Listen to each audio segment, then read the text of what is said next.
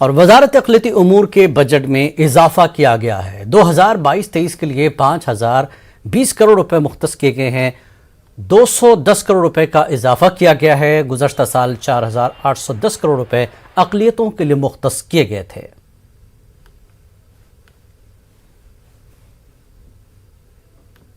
یہ تو کیا کسی کے لیے کچھ نہیں ہے بھئی، اقلیتوں کا تو اقلیت لفظ کا استعمال نہیں کیا، اردو لفظ کا استعمال نہیں کیا، اردو زبان کے لیے کچھ نہیں کیا، سب کو ایک بات میں نپٹا دیا کہ جس طرح سے پچھلی مرتبہ تھا اسی طرح سے اس مرتبہ بھی ہے۔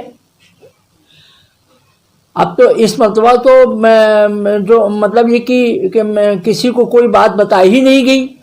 کیا پچھلے جیسے حالات، اس سے پہلے جیسے حالات ہیں، حالات تو اور بد سے بدتر ہوئے ہیں۔ ٹیکس میں ریلیکسیشن ہونا چاہیے، ٹیکس میں ریلیکسیشن ہی نہیں ہے۔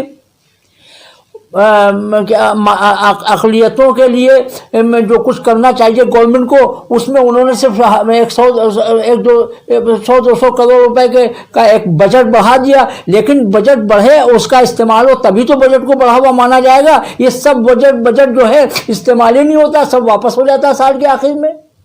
تو ایسے بجٹ سے کیا فائدہ؟ اردو زبان کے لیے کوئی بات ہی نہیں ہے، اردو کے فروغ کی کوئی بات ہی نہیں ہے۔ کورس جو ہے کریٹ کی جائیں گی، یہ کیا جائے گا، وہ کیا جائے گا، یہی سب کچھ چل رہا ہے۔ آن گراؤنڈ کیا ہے؟ کچھ نہیں ہے۔ تو مایوسی کے سوا کچھ نہیں ہے، مایوسی کے سوا کچھ نہیں ہے۔ آپ کیا کہتے ہیں، ہیرے جواہرات کی خریداری پہ ایکسائز ڈیوٹی کم کر رہے ہیں۔ ارے عام آدمی کا اس سے کیا تعلق ہے؟ ہیرے جواہرات سے کیا تعلق ہے اس سے؟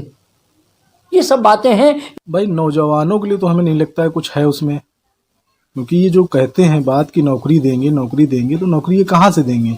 ساری سرکاری جو کمپنیز تھیں وہ تو غیر سرکاری ہوتی چلی جا رہی ہیں، پرائیویٹائزیشن ہوتا چلا جا رہا ہے، پرائیویٹ میں جا رہی ہیں، تو یہ نوکری کہاں سے دیں گے؟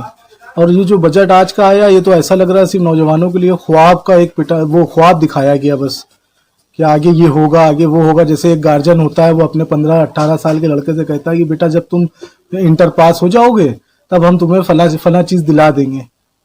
تو یہ تو بس خواب ہی ہے۔